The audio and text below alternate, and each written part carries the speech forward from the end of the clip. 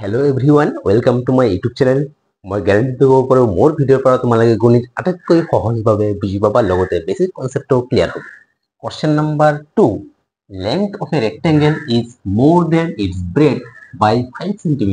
ইয়াৰ অৰ্থ এটা ৰেক্টেংগল বা আয়তৰ দৈৰ্ঘ্য হৈছে প্ৰস্থতকৈ 5 cm বেছি। Perimeter of the rectangle is 26 cm আৰু সেই ৰেক্টেংগলটোৰ perimeter বা পৰিসীমা হৈছে 26 cm. Find the area of the rectangle আৰু ৰেক্টেংগলটোৰ কালি বা এৰিয়া নিৰ্ণয় কৰা। তো এইটো সমাধান আমি কি কৰিম?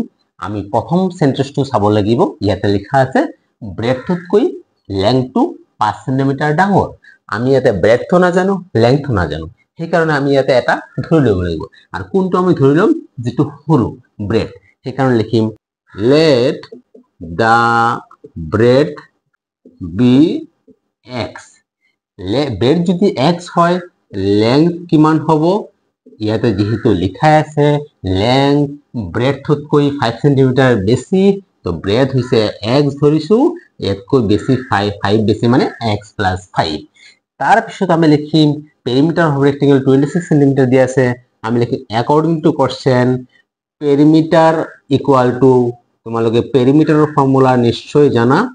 পেৰিমিটাৰ অফ ৰেক্টেংগল ফৰ্মুলা হৈছে 2 into L plus B.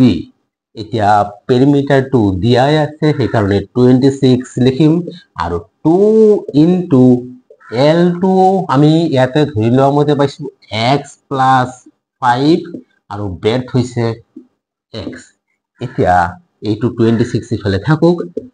তাৰ পৰা 2 into ইয়াতে x plus 5 plus x, x আৰু x যোগ কৰিব পাৰিম। x আৰু যোগ কৰিলে 2x পাম plus 5।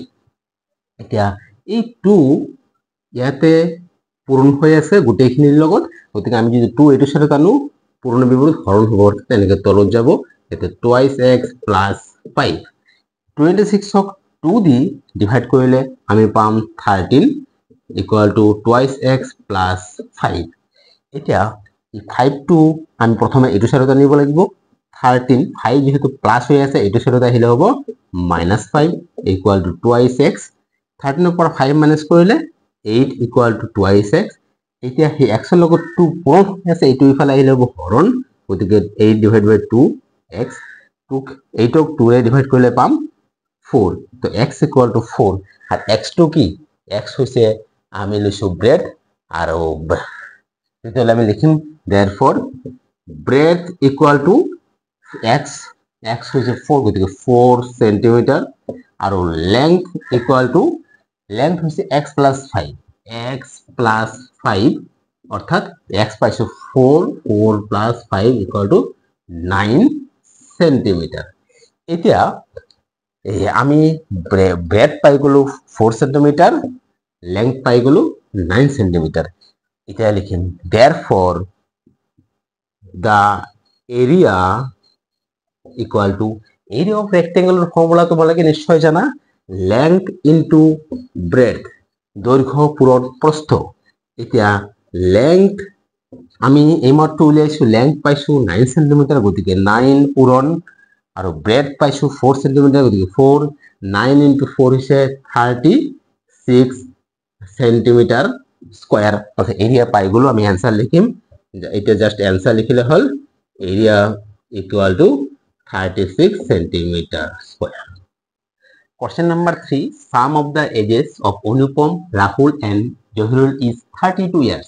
Actually ইয়াতে 32 নহব 22 হ'ব। তোমালোকে যদি চোৱা আমাৰ কিতাপৰ যেটো অ্যান্সাৰ দিয়া আছে 32 মতে সেই অ্যান্সাৰটো নাহে, 22 হলেহে সেই অ্যান্সাৰটো আহিব। গতিকে ইয়াতে ভুলকে প্ৰিন্টিং হৈছে। তো sum of the ages of Anupam, Rahul and Jahirul is 22 years. ইয়াৰ অৰ্থ অনুপম, ৰাহুল আৰু জহিৰুলৰ বয়সৰ সমষ্টি হৈছে 22 বছৰ। Anupam is 1 year younger to Rahul. Anupam ৰাহুলতকৈ 1 বছৰৰ সৰু। Jahirul is 2 years older than Rahul. Jahirul ৰাহুলতকৈ 2 বছৰৰ ডাঙৰ। ফাইন্ড देयर এজেস, সিহঁতৰ বয়সৰ সমষ্টি বয়স নিৰ্ণয় কৰা। ইয়াতে তোমালোকে চোৱা, ইয়াতে অনুপম, ৰাহুল আৰু জহিৰুলৰ কথা কোৱা আছে। আমি সিহঁতৰ বয়সৰ সমষ্টি দিয়া আছে আৰু সিহঁতৰ বয়স কিদৰে নিৰ্ণয় কৰিম তোমালোকে চোৱা। সেকেন্ড যেটো সেন্টেন্স আছে তাতে ৰাহুল জহিৰুল আৰু অনুপমৰ বয়সৰ মাজত এটা সম্পৰ্ক দিয়া আছে। সেইটো কি? অনুপমৰ বয়স ৰাহুলতকৈ 1 বছৰৰ সৰু আৰু জহিৰুল ৰাহুলতকৈ 2 বছৰৰ ডাঙৰ। সেইকাৰণে আমি এইটোৰ সমাধান কিদৰে কৰিম? আমি কাৰো বয়স নাজানো, এজনৰ বয়স আমি এজিউম কৰিব লাগিব, হয়তো আমি ৰাহুলৰ বয়স এজিউম কৰিম, কাৰণ ৰাহুলৰ পৰাই দুয়োৰ বয়স নিৰ্ণয় কৰিব পাৰিম। সেইকাৰণে আমি লিখিম let the age of Rahul be x year. এতিয়া তেতিয়াহ'লে অনুপমৰ কি হ'ব? এজ অফ অনুপম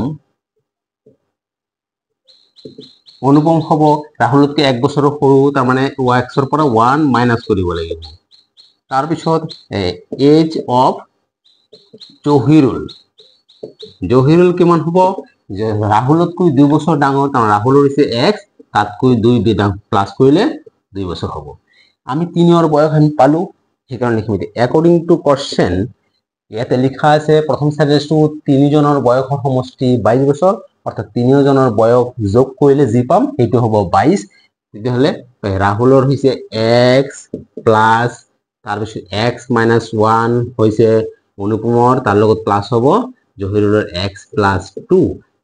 এইটো ৰাহুল, এইটো অনুপম আৰু এইটো হৈছে জহিৰুল। তিনিটা বয়সৰ সমষ্টি দিয়া আছে 22। এতিয়া আমি এইটো সমাধান কৰিম। তোমালোকে চোৱা, গোটেইকেইটা x আমি যদি একেলগে ৰাখো এইটো হ'ব x plus x plus x, তাৰপিছত এইটো -1, এইটো +2 ইকুৱেল টু 22। তোমালোকে চোৱা, তিনিটা x প্লাছ কৰিলে হ'ব 3x, এইটো -1, এইটো +2, বেলেগ চিন হ'লে দিয়ক, 2ৰ পৰা 1 বিয়োগ কৰিলে 1, ডাঙৰটো হৈছে 2, তাৰ চিন প্লাছ, গতিকে উত্তৰ আগত প্লাছ দিব লাগিব 22। 3x ইকুৱেল টু 1 আগত হিচাপে লৈ যাব লাগিব, যেহেতু 1টো অলপ আঁতৰত আছে। 22 - 1, 3x ইকুৱেল টু 21, 3 লৈ যাব লাগিব, 3 xৰ লগত পূৰণ আছে, সেইটো চাইডত গ'লে হৰণ হ'ব, হৰণ মানে তলত, তো x ইকুৱেল টু 7, হৰণ কৰিলে 7 পাম। এতিয়া তোমালোকে চোৱা, আমি xৰ মান পাই গৈছো, মানে আমি 3ৰ বয়স পাই যাম। এতেকে the age of Rahul, age of Rahul কিমান? তোমালোকে চোৱা, ৰাহুলৰটো ধৰি লৈছো আমি x, xৰ মান 7 পাইছো, মানে ৰাহুলৰ বয়স হৈছে 7 ইয়াৰ্ছ। তাৰপিছত the age of অনুপমৰ কিমান? তোমালোকে চোৱা, অনুপম হৈছে ৰাহুলতকৈ 1 বছৰ কম, মানে x - 1, অৰ্থাৎ 7 - 1 ইকুৱেল টু 6 ইয়াৰ্ছ। আৰু এজ অফ জহিৰুলটো কি? ৰাহুলতকৈ 2 বছৰ ডাঙৰ, অৰ্থাৎ x + 2, x মানে +2 মানে 7 + 2 ইকুৱেল টু 9 ইয়াৰ্ছ। আমি 3জনৰ বয়স পালো। ডিয়াৰ ষ্টুডেণ্টছ, গণিতবোৰ বুজি পাইছা নে? কমেণ্ট কৰি জনাবা। যদি ভিডিঅ'টো ভাল লাগিছে লাইক কৰিবা, চেনেলটো ছাবস্ক্ৰাইব কৰিবা, বন্ধু বান্ধৱীৰ শ্বেয়াৰ কৰিবা। ভিডিঅ'টো চোৱাৰ বাবে থেংক ইউ।